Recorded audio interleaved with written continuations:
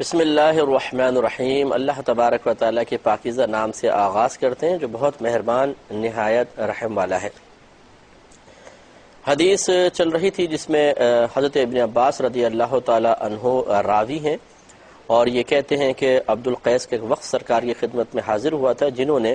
کسی ایسی چیز کی تعلیم کی درخواست کی کہ رسول اللہ میں ایسا کوئی حکم دیں جو ایک بس فیصلہ کن حکم ہونا چاہیے، اور ہم اس کے اپنے پیچھے والوں کو خبر بھی دیں، اور وہ ایسا ہو کہ اس پر ہم عمل کریں تو اللہ تبارک و تعالی ہمیں جنت میں داخلہ عطا فرما دے۔ تو راوی نے فرمایا کہ نبی کریم صلی اللہ علیہ وسلم نے اس کے جواب میں انہیں 4 چیزوں کا حکم دیا اور 4 سے منع فرمایا۔ جن کا حکم دیا ان میں سے پہلا تھا، یہ کہتے ہیں کہ امرہم بالایمان باللہ وحدہ، کہ نبی کریم صلی اللہ علیہ وسلم نے انہیں اللہ وحدہ پر، ایک اللہ پر ایمان لانے کا حکم دیا۔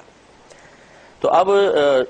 آگے پھر سرکار نے، میں نے پچھلے پروگرام میں حدیث عرض کی تھی کہ پھر سرکار نے فرمایا کیا تم جانتے ہو کہ ایک اللہ تبارک و تعالی پر ایمان لانے کا کیا مطلب ہے؟ انہوں نے کہا اللہ و رسول عالم، اللہ تعالیٰ اس کے رسول بہتر جانتے ہیں۔ تو سرکار نے ارشاد فرمایا کہ اللہ تعالیٰ پر ایمان لانے کا مطلب یہ ہے کہ اس بات کی گواہی دینا کہ اللہ تعالیٰ کے سوا کوئی عبادت کے لائق نہیں اور محمد صلی اللہ علیہ وسلم اللہ کے رسول ہیں۔ یہ بڑی توجہ طلب بات ہے کہ سرکار نے پہلے فرمایا کہ ایک اللہ پر ایمان لاؤ۔ اس سے تبادر ذہنی یہ ہو سکتا تھا، انتقال ذہنی ہو سکتا تھا، یہ بات ذہن میں آ سکتی تھی کہ شاید بس اللہ تعالیٰ پر ایمان لے آؤ کہ اللہ تعالیٰ ہے، اس کو تسلیم کر لو، اس کی وحدانیت کو مان لو تو بیڑا پار ہو جائے گا۔ نبی کریم صلی اللہ علیہ وسلم نے اس عقیدے کی مزید وضاحت کرتے ہوئے ارشاد فرمایا اس میں 2 چیزیں۔ ایک بات تو یہ کہ اللہ تعالیٰ کو ماننے کا مطلب، اللہ پہ ایمان لانے کا مطلب ہے کہ اللہ تعالیٰ کے علاوہ کسی کو معبود نہ مانا جائے، صرف اللہ تعالیٰ کو معبود مانے، پہلی بات یہ۔ دوسرا یہ کہ محمد صلی اللہ علیہ وسلم کو، یعنی مجھے، اللہ تعالیٰ کا رسول تسلیم کیا جائے۔ لہٰذا معلوم یہ ہوا کہ اگر کوئی صرف اللہ تبارک و تعالی پر ایمان لا کر کہتا ہے کہ جی میں اللہ کو ایک مانتا ہوں، میں اس کے ساتھ کسی کو شریک نہیں ٹھہراتا ہوں، اور پھر وہ سوچے کہ میں موحد ہو گیا، میں نے توحید کا اقرار کر لیا تو اب میری نجات ہو جائے گی، ایسا نہیں ہے۔ جب تک وہ ہمارے نبی کریم صلی اللہ علیہ وسلم پر ایمان نہیں لاتا، گویا کہ اللہ تعالیٰ پر ایمان لانا بھی مکمل نہیں ہو سکتا اور وہ کبھی کامیاب نہیں ہوگا۔ تو چنانچہ اس میں اشارہ کر دیا گیا اس طرف کہ اہل کتاب اگر صرف اللہ تبارک و تعالیٰ کی وحدانیت کا اقرار کر لیں، یعنی اللہ پر ایمان لائیں، اور ہمارے نبی کریم صلی اللہ علیہ وسلم کو اپنا نبی تسلیم نہ کریں، ان کا یہ ایمان لانا معتبر نہیں ہے۔ اگر آج کوئی اہل کتاب نجات حاصل کرنا چاہتا ہے، اسے ہمارے نبی کریم صلی اللہ علیہ وسلم کو آخری نبی ماننا ہوگا، قرآن کو سب سے آخری کتاب تصور کرنا ہوگا، اس پہ ایمان لانا ہوگا، پھر اللہ تعالیٰ اس کے رسول نے جو کچھ عقائد بیان فرمائے ان عقائد کو بھی اختیار کرنا ہوگا، تب کہیں جا کے نجات ہو سکتی ہے۔ اگر کوئی اس بات کو تسلیم نہیں کرتا ہے تو وقت کا انتظار کرے، وقت ضرور ایسا آئے گا کہ جس میں تمام چیزیں منکشف ہو جائیں گی کہ ہمارے نبی کریم صلی اللہ علیہ وسلم کی رسالت جو دن کے اندر جب آسمان پہ بادل نہ ہو اور سورج خوب چمک رہا ہو، اس سورج کے چمکنے سے زیادہ واضح ہے، تو اس پر کوئی ایمان نہ لے کر آئے تو پھر وہ آخرت کے اندر رسوا ہوگا اور ہمیشہ ہمیشہ جہنم میں جائے گا۔ کیونکہ یہ حدیث آپ نے سماعت فرمائی ہوگی کہ نبی کریم صلی اللہ علیہ وسلم نے ارشاد فرمایا کہ کوئی بھی یہودی یا نصرانی جو میرے بارے میں سنے اور پھر جو کچھ میں اللہ تبارک و تعالیٰ کی بارگاہ سے لے کر آیا اس پر ایمان نہ لائے تو وہ ہمیشہ ہمیشہ کے لیے جہنم میں جائے گا، اور پھر اسی حال میں سرکار نے فرمایا مر بھی گیا ہو حالت کفر میں تو پھر وہ ہمیشہ ہمیشہ جہنم میں رہے گا۔ اس لیے غور و تفکر کرنا بہت ضروری ہے، سوچیں، غور کریں، اور اللہ تبارک و تعالیٰ پر ایمان لانے کے ساتھ ساتھ اس کے رسول کریم صلی اللہ علیہ وسلم پر بھی ایمان لائیں تاکہ ایمان باللہ کی تکمیل ہو جائے، ورنہ یہ نامکمل ایمان کہلائے گا۔ بیچ میں جو بات انہوں نے کہی، دیکھیں وہ صحابہ ہیں، ابھی آئے ہیں نبی کریم صلی اللہ علیہ وسلم کے پاس، نئے نئے مسلمان ہوئے ہیں اور وہ علم دین سیکھنا چاہتے ہیں، لیکن عقیدے کی مضبوطی کا عالم یہ دیکھیے کہ انہوں نے کہا اللہ و رسولہ اعلم، اللہ تعالیٰ اور اس کے رسول زیادہ جانتے ہیں۔ اعلم اس میں تفضیل کا صیغہ ہے، اس میں تفضیل کا مطلب یہ ہوتا ہے کہ ایسا اسم ہوتا ہے کہ جس میں ایک وصفی معنی پایا جاتا ہے، کوئی نہ کوئی وصف ہوتا ہے، کوئی خوبی ہوتی ہے۔ مثلا اکرم، یہ کرامت سے نکلا ہے۔ اکرم کا معنی ہوگا مطلب اکرم کرامت والا، لیکن اس میں تفضیل میں یہ ضرور ہوتا ہے کہ اس میں جو بھی وصفی معنی پایا جاتا ہے وہ گویا کہ جب ہم اس کو کسی کے لیے استعمال کر رہے ہیں تو ہم یہ بھی ثابت کرنا چاہتے ہیں کہ اس میں یہ وصف دوسروں کے مقابلے میں زیادہ ہے۔ مثال کے طور پہ اکرم کرامت سے نکلا ہے، کرامت مینز بزرگی۔ اب ہم کسی کو بولے اکرم، اور اس لغوی معنی کے اعتبار سے ایک تو ہوتا ہے نام اکرم صاحب کسی کا ہے، وہ نہیں، ہم باقاعدہ اکرم کسی کو کہنا چاہتے ہیں وصف کرامت کی بنا پر، تو اس کا مطلب یہ ہوگا ہم یہ کہہ رہے ہیں کہ تم دوسروں کے مقابلے میں زیادہ بزرگی والے ہو۔ اشرف شرافت سے نکلا ہے، اب ہم کسی کو بولیں تم اشرف ہو، اس کا مطلب ہوگا دوسروں کے مقابلے میں زیادہ شرافت والا۔ اسی طرح اعلم علم سے نکلا ہے، ہم کسی کو اعلم کہیں گے تو اس کا مطلب ہوگا دوسروں کے مقابلے میں زیادہ علم رکھنے والا۔ اب دیکھیے انہوں نے بالفرض ان کو کچھ علم زیادہ نہیں تھا، انہوں نے ذکر کیا، لیکن نبی کریم صلی اللہ علیہ وسلم تو صاحب علم ہے۔ اب اگر کوئی نبی کریم صلی اللہ علیہ وسلم کے سامنے کلام کرتا تھا اور نبی کریم صلی اللہ علیہ وسلم اس پر خاموشی اختیار فرما لیا کرتے تھے، یہ اس بات کی دلیل تھی کہ وہ چیز صحیح ہے، درست ہے۔ اس کا مطلب یہ ہے اگر بالفرض یہ کہا جائے کہ جی ان کو علم نہیں تھا، بس انہوں نے ایسی کہہ دیا، تب بھی نبی کریم صلی اللہ علیہ وسلم کے ان کی اصلاح نہ کرنے، ان کے کلام کو غلط ثابت نہ کرنے اور اس معاملے میں کم از کم خاموشی اختیار کرنے سے یہ بات ثابت ہو گئی کہ ان کا جملہ بالکل درست تھا۔ لہذا معلوم یہ ہوا کہ جب صحابہ نے فرمایا کہ اللہ و رسولہ اعلم، اللہ تعالیٰ اور اس کے رسول دوسروں کے مقابلے میں زیادہ جانتے ہیں، تو دوسروں سے مراد کیا ہوگی؟ تو یہ اس میں عام معنی ہے، اس میں تمام فرشتے بھی ہیں، جنات بھی ہیں اور تمام انسان، اور انسانوں میں تمام انبیاء علیہ السلام، صحابہ کرام، اولیاء اعظام، یہ سب کے سب شامل ہیں۔ معلوم یہ ہوا کہ صحابہ کرام کا عقیدہ تھا، اور اس عقیدے کو توثیق اور تائید اور تقویت بخشی نبی کریم صلی اللہ علیہ وسلم کی خاموشی نے کہ اللہ تعالیٰ اور اس کے رسول دوسرے سب مخلوقات سے زیادہ جانتے ہیں۔ اس لیے اسے ایک جملے سے یہ بات ثابت ہو گئی کہ تمام فرشتوں کا علم، جس میں جبریل امین بھی شامل ہے، اور تمام جنات کا علم، تمام انسانوں کا جس میں تمام انبیاء علیہ السلام شامل ہیں، ان سب کا علم نبی کریم صلی اللہ علیہ وسلم کے علم مبارکہ سے کم ہے، یاد رکھیں۔ اب یہاں پہ میں تھوڑی سی وضاحت عرض کر دیتا ہوں کہ نبی کریم صلی اللہ علیہ وسلم جیسے سفر معراج پہ تشریف لے گئے تو آپ نے دریافت فرمایا، جب وہاں پہ عذابات ملاحظہ فرمائے کہ یہ اس کو یہ عذاب کیوں ہو رہا ہے، جبریل امین نے بتایا اس وجہ سے ہو رہا ہے۔ اسی طرح جب پہلے آسمان پر پہنچے تو سرکار کو بتایا پہلا آسمان ہے اور یہ فلاں نبی ہیں، یہ فلاں نبی ہیں۔ تو اس قسم کی حدیثوں کو دیکھ کر ہی شبہ پیدا ہو سکتا ہے کہ اگر نبی کریم صلی اللہ علیہ وسلم کا علم جبریل امین سے زیادہ ہوتا تو پھر سرکار سب باتوں کو پہلے جانتے، لیکن جبریل امین بتا رہے ہیں کہ ایسا معاملہ ہے۔ دیکھیں اس کا جواب یہ ہے کہ یہ ہے نبی کریم صلی اللہ علیہ وسلم کی درمیانی زندگی کا معاملہ۔ ہمارا دعویٰ یہ ہے کہ نبی کریم صلی اللہ علیہ وسلم نے جب دنیا سے پردہ فرمایا اس وقت تک نبی کریم کا علم تمام مخلوق سے زیادہ ہو چکا تھا، یعنی بتدریج آپ کو علوم حاصل ہوئے ہیں، بتدریج۔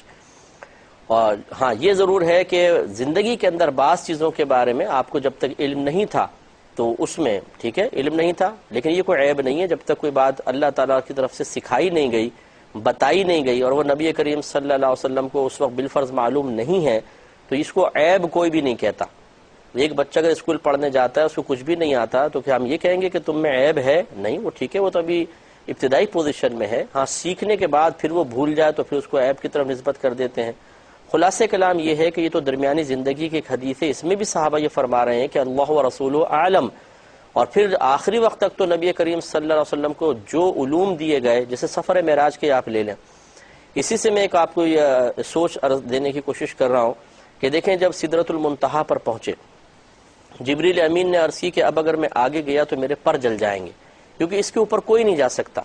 نبی کریم صلی اللہ علیہ وسلم آگے بڑھتے چلے گئے، جس سے ثابت ہوا کہ اس وقت بھی نبی کریم صلی اللہ علیہ وسلم کا علم مبارکہ جبریل امین سے زیادہ تھا، لیکن یہ ضرور ہوتا ہے کہ جزوی طور پر کچھ چیزوں کے بارے میں معلومات جو ہوتی ہیں، ایک علم ہوتا ہے، ایک معلومات ہوتی ہیں، وہ معلومات کسی اور کو زیادہ ہو سکتی ہیں۔ مثال کے طور پر ایک استاد ہے، ایک شاگرد ہے، ہو سکتا ہے کہ شاگرد کچھ چیزوں کے بارے میں زیادہ علم رکھتا ہو استاد کی وہ فیلڈ نہ ہو، وہ شعبہ نہ ہو، تو استاد اگر اس بارے میں نہیں جانتا تو اس کا مطلب یہ تو نہیں ہے کہ شاگرد استاد سے آگے بڑھ جائے گا۔ خلاصہ کلام یہ ہے کہ مجموعی اعتبار سے نبی کریم صلی اللہ علیہ وسلم کا علم تمام مخلوقات کے علم سے زیادہ ہے، کوئی آپ کا مقابلہ نہیں کر سکتا ہے۔ لیکن اس کے باوجود یہ عقیدہ ضرور ذہن میں رکھنا ہوگا کہ اللہ تبارک و تعالیٰ اور اس کے رسول کریم صلی اللہ علیہ وسلم کا علم معاذ اللہ کوئی برابر نہیں ہے۔ اللہ تعالیٰ کے علم میں اور نبی کریم صلی اللہ علیہ وسلم کے علم میں کوئی مقابلہ ہو ہی نہیں سکتا ہے، یعنی اس میں مقابلہ ہے ہی نہیں۔ وجہ کیا ہے کہ اللہ تعالیٰ کا علم لامحدود ہے، نبی کریم صلی اللہ علیہ وسلم کے علم کی ایک حد ہے، اللہ تعالیٰ کا لامتناہی، نبی کریم صلی اللہ علیہ وسلم کے علم کی ایک انتہا ہے۔ یہ الگ بات ہے کہ اگر آپ اور میں اس انتہا کو تلاش کرنے لگے تو وہاں تک نہ پہنچ پائیں، لیکن اور ہم اپنے حساب سے کہہ سکتے ہیں کہ یار نبی کریم کا علم تو بھائی لامحدود ہے، لیکن اپنے علم کے مقابلے میں جب اللہ تبارک و تعالیٰ کے علم کے مقابلے میں لے کر آئیں گے تو پھر نبی کریم صلی اللہ علیہ وسلم کا علم مطلب اللہ کے علم کی برابری نہیں کر سکتا ہے۔ اللہ تعالیٰ کا علم لامحدود، اس کی کوئی حد ہے ہی نہیں۔ نبی کریم صلی اللہ علیہ وسلم کے علم کی ایک حد ضرور ہے۔ لہٰذا فقہاء نے فرمایا، علماء اسلام نے فرمایا کہ یہ کہنا بھی غلط ہوگا کہ اللہ تعالیٰ کے علم کی مثال ایسی جیسے سمندر اور نبی کریم صلی اللہ علیہ وسلم کے علم کی مثال ایسی جیسے ایک قطرہ، یہ بھی غلط ہے۔ وجہ کیا ہے؟ وہ فرماتے ہیں اس لیے کہ سمندر اگر کہا جائے اللہ کے علم کو تو سمندر کی بھی ایک کوئی باؤنڈری ہوگی، ایک انتہا ہوگی، اور اللہ تعالیٰ کے علم کی انتہا نہیں۔ تو اس طرح اللہ تعالیٰ کے غیر متناہی، لامتناہی، لامحدود علم کو محدود کرنا لازم آ جائے گا، جو بلکہ کفر کی طرف لے جائے گا۔ اس لیے یہ کہا جائے گا کہ نبی کریم صلی اللہ علیہ وسلم کے علم مبارکہ کو اللہ تبارک و تعالیٰ کے علم مبارکہ سے وہ نسبت بھی حاصل نہیں ہے جو ایک قطرے کو کروڑوں سمندر سے حاصل ہے، یہ بھی نہیں ہو سکتا، اس لیے کہ کروڑوں سمندروں کی بھی کوئی انتہا ہے اور ہمارے رب کریم کے علم کی کوئی انتہا نہیں ہے۔ لیکن اب یہاں پہ ایک توجہ طلب بات ہے، علم ایک وصف ہے اور اعلم میں نے جیسے آپ کو بتایا اس میں تفضیل ہے، جس کا معنی یہ ہے کہ دوسروں کے مقابلے میں زیادہ جاننے والے۔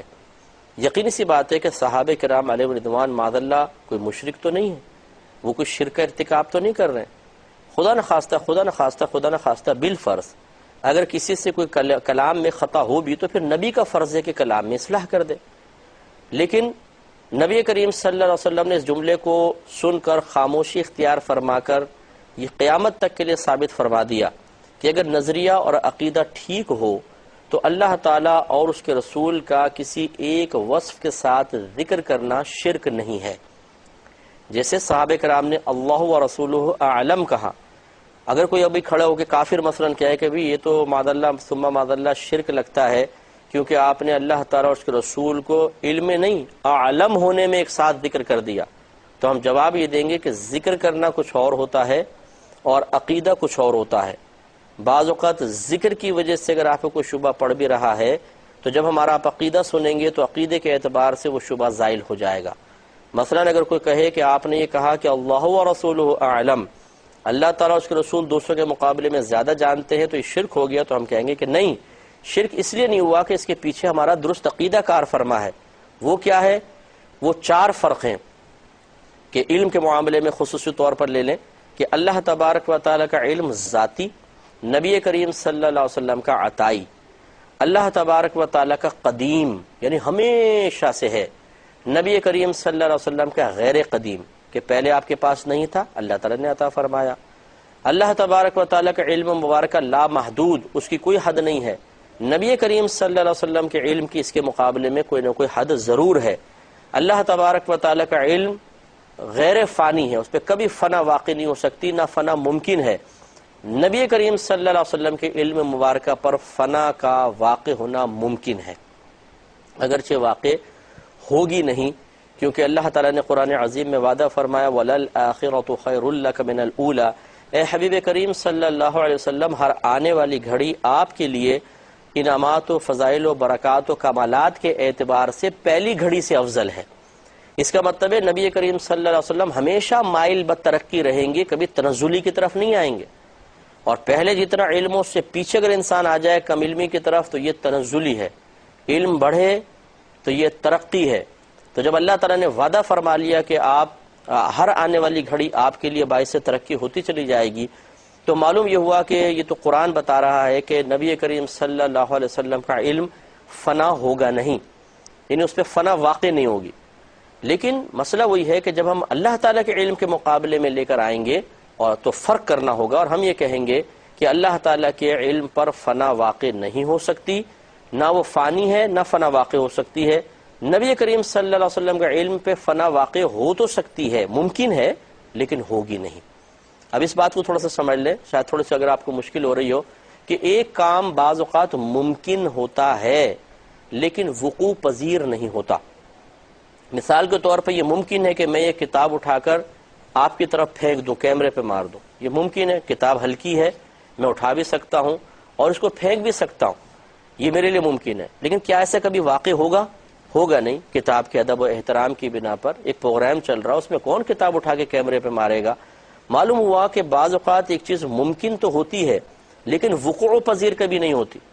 دیکھیے اللہ تبارک و تعالیٰ چاہے تو اس ٹیبل کو سونے کا بنا دے، یہ ممکن ہے، لیکن کیا کبھی ایسا واقع ہوگا؟ میرے خیال میں نہیں ہوگا. کوئی شاید کرامت دکھا دے تو ہو جائے ورنہ تو نہیں ہوگا. تو معلوم ہوا کہ ایک چیز کا ممکن ہونا اس بات کو مستلزم نہیں ہے، یعنی اس کے ساتھ یہ چیز لازم نہیں ہے کہ پھر وقوع پذیر بھی ہو جائے. تو بس یہاں پر بھی سمجھ لیں کہ نبی کریم صلی اللہ علیہ وسلم کے علم مبارکہ پر فنا کا واقع ہونا ممکن تو ہے لیکن کبھی واقع ہوگی نہیں، اس لیے کہ اللہ کا وعدہ آ گیا. اگر وعدہ نہ ہوتا تو پھر ہم عقیدت میں اپنی مرضی سے آگے نہیں بڑھتے ہیں. ہر ایک چیز کی ایک حد ہے، اس طرح عقیدت کے اظہار کی بھی ایک حد ہے. ہاں، جب تک ہماری عقیدتیں، ہماری محبتیں دائرہ شریعت میں ہوں گی، اللہ تبارک و تعالیٰ کی تعلیمات کے دائرے میں رہ کر ہوں گی، ہم کامیاب رہیں گے. اور جب معاذ اللہ ثم معاذ اللہ ہم نے اظہار عقیدت کے لیے جوش عقیدت میں مبتلا ہو کر حدود شرع کو پھلانگنے کی کوشش کی، وہیں تباہی اور بربادی ہے. کوئی کافر ہوگا، کوئی مشرک ہوگا، کوئی بدعتی ہو جائے گا، اور یہ بالکل شریعت ہمیں اجازت نہیں دیتی ہے. خلاصہ کلام یہ ہے کہ ہم یوں کہیں گے کہ اللہ تبارک و تعالیٰ کے علم مبارکہ پر نہ فنا ممکن ہے نہ واقع ہو سکتی ہے، دونوں چیزوں کی نفی.